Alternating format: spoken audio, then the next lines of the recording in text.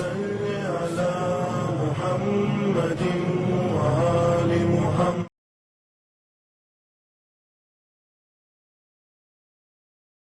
اعوذ باللہ من الشیطان اللعین الرجیم. بسم اللہ الرحمن الرحیم. اللہم صلی علی محمد وآل محمد وعجل فرجہم. محترم ناظرین، سلام علیکم ورحمۃ اللہ وبرکاتہ.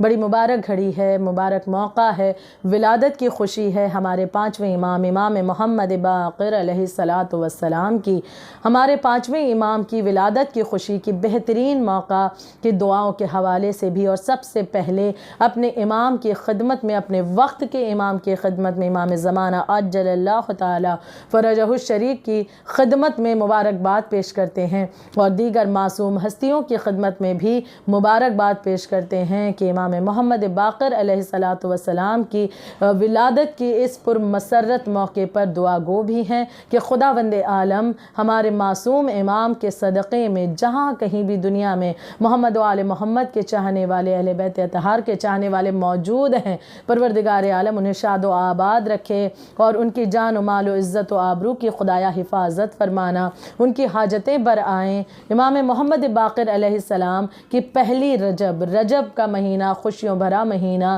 کے آغاز ہی ہمارے پانچویں امام کی ولادت کی خوشی سے ہو رہا ہے کہ امام کی ولادت کی خوشی، وہ امام کہ جنہوں نے علم کو ایک بہترین اور بلند مقام عطا کیا ہے، وہ امام کہ جن کا لقب ہی باقر ہے، وہ امام کہ جنہیں سلام رسول خدا نے بھجوایا تھا. ہم اگر اندازہ کریں، دیکھیں تو رسول اللہ کے دور سے لے کر پانچویں امام کا دور بہت ایک لمبا عرصہ ہے، لیکن اس دور میں ایک ایسے صحابی موجود تھے کہ جن سے رسول اللہ نے جب اپنے اولادوں کے بارے میں بتانا شروع کیا تو ایک مرتبہ جب پانچویں امام کا ذکر آیا تو رسول خدا نے فرمایا اپنے اس صحابی سے، وہی عظیم صحابی جو حدیث کسا کے راوی ہیں، یعنی کہ جابر ابن عبداللہ انصاری، کہ جابر بن عبداللہ انصاری سے رسول اللہ نے جملہ کہا تھا کہ جابر تم میرے بیٹے کا زمانہ دیکھو گے. میرے پانچویں امام محمد باقر علیہ السلام کے متعلق فرمایا تھا کہ امام محمد باقر کا زمانہ دیکھو گے اور ان تک میرا سلام پہنچانا. یہاں پر بے ساختہ دل چاہتا ہے یہ کہنے کا کہ ایک مرتبہ مسلمان سوچیں کہ پوری دنیا کے مسلمان نہ جانے کتنی تعداد میں ہیں، وہ تمام کے تمام بے قرار ہیں کہ ان کا سلام کس کی خدمت میں پہنچ سکے، کس کی خدمت میں؟ یقیناً وہ رسول عربی جو کہ خاتم الانبیاء ہیں، جو شفیع روز جزا ہیں، وہ جو کہ یقیناً شفاعت کا حق رکھتے ہیں، وہ محمد مصطفیٰ جن کے صدقے میں ہر ایک ذرے ذرے کو اللہ نے خلق کیا. ہر مسلمان چاہتا ہے کہ ان کا سلام رسول اللہ کی خدمت میں پہنچے، اور رسول اللہ نے اپنا سلام جس تک پہنچایا ہے وہ محمد باقر علیہ السلام کی ذات گرامی ہے. کیا بلند مرتبہ، بلند ہستی کے مالک ہمارے پانچویں امام ہیں، اور آپ کا ایک مشہور لقب باقر بھی ہے. اور اس کی ایک وجہ یہ ہے کہ آپ علم کی تہ تک پہنچ کر اس کے حقائق کو نکال لیا کرتے تھے، اور یہی وجہ ہے کہ باقر العلوم آپ کو کہا گیا. اور پہلا اسکول جو ہم دیکھیں کہ تاریخ کا ایک مرتبہ جائزہ لیں تو پہلا اسکول جو قائم کیا تھا آپ نے، وہ امام محمد باقر علیہ الصلاۃ والسلام تھے. اسلامی سکہ رائج کیا ہے وہ ہمارے پانچویں امام محمد باقر علیہ السلام نے کیا تھا. تو ایسی بہت ساری چیزیں ہیں جو امام سے وابستہ ہیں، اور معصوم میں رسول اللہ سے لے کر اب تک کے اگر پانچویں امام تک دیکھیں تو بعد رسول یہ پہلے وہ امام ہے جو محمد جنہیں نام اسم گرامی خداوند عالم نے عطا کیا ہے. رسول اللہ کا اسم گرامی محمد تھا. پھر اگر ہم معصوم ہستیوں میں دیگر معصوم کو دیکھیں، جہاں زہرا ان کے بعد میں مولا کائنات کا یقیناً اسم گرامی ہے تو علی ہے، لیکن پھر امام حسن ہے، امام حسین ہے، ان کا اسم گرامی حسن و حسین ہے. امام سجاد ہیں تو ان کا اسم گرامی علی ہے.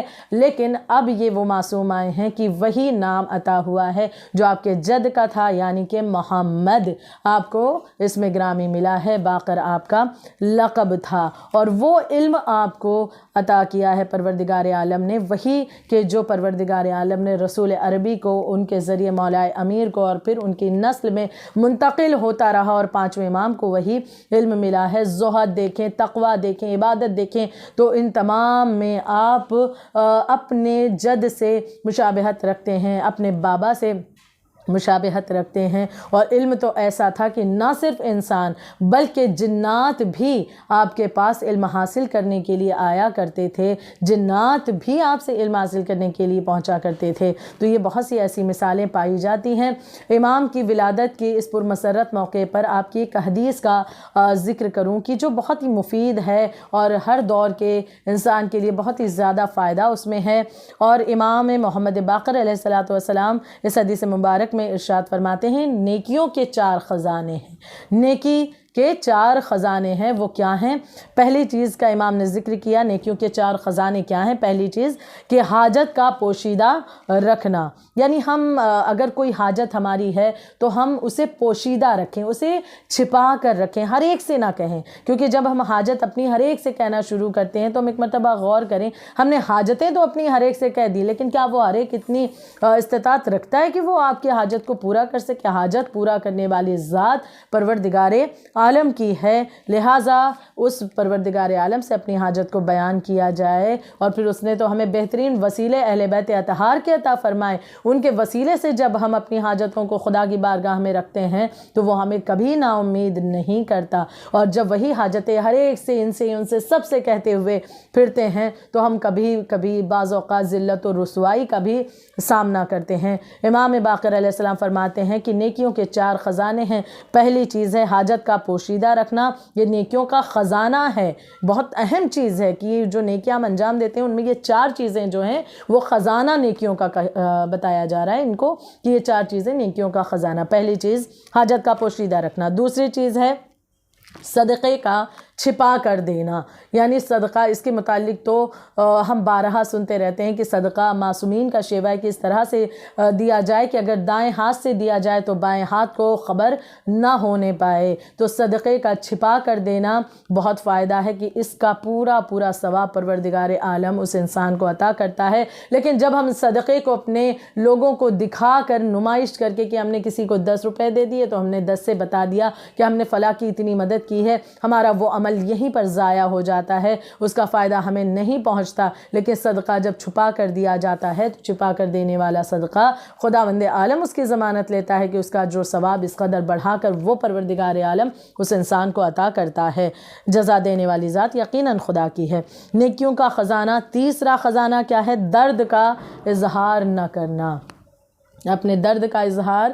جو ہم لوگوں سے کرتے ہیں۔ تو دیکھیے جب ہم درد کا اظہار ہر ایک سے کرتے ہیں تو اس کا بھی فائدہ ہمیں کیا ملتا ہے کہ درد جو ہمارا ہے، جو تکلیف ہماری ہے، اسے ہمیں لوگوں میں بانٹنے سے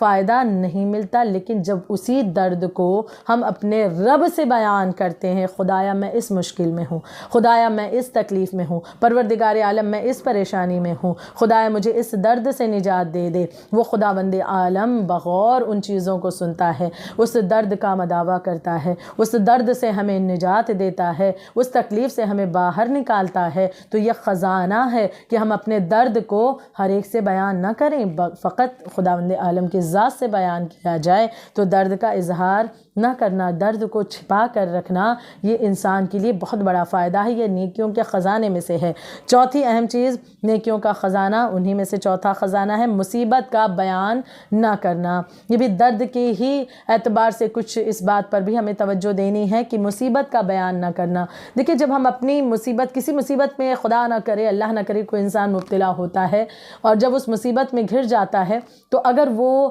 اس مصیبت کو دوسروں سے بیان کرتا ہے، تو اگر دوست سے بیان کرے گا تو وہ دوست بھی اس کے لیے پریشان ہوگا، غمزدہ ہوگا، غمگین ہوگا، افسوس کرے گا۔ اگر اس نے کہیں دشمن سے بیان کر دیا، یعنی بہت سے ایسے ہیں جنہیں ہم دوست سمجھتے ہیں لیکن وہ ہمارے دشمن ہوتے ہیں، ہم نہیں جانتے کہ کس کے دل میں ہمارے حوالے سے کیا چیزیں موجود ہیں۔ تو اگر وہ دشمن ہے جس سے ہم نے اپنی مصیبتوں کو بیان کیا، تب تو وہ خوش ہوگا، ان چیزوں کو سن کر کے وہ اس چیز کے متعلق خوش ہوگا کہ اچھا ہے یہ انسان اس مصیبت میں مبتلا ہے۔ لیکن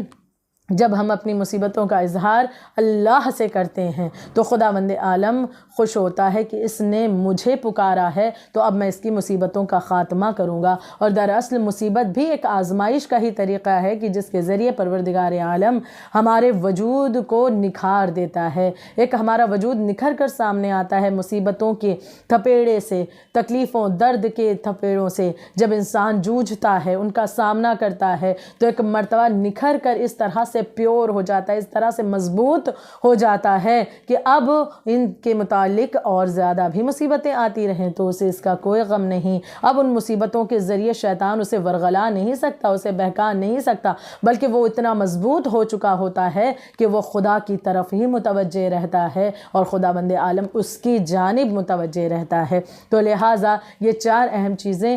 خود امام باقر علیہ السلام نے بیان کی ہیں۔ امام کی ولادت کے اس موقع پر ایک مرتبہ ہم عہد کریں کہ امام کی کچھ احادیثوں کو جاننے کی کوشش کریں کہ جس کے ذریعے ہم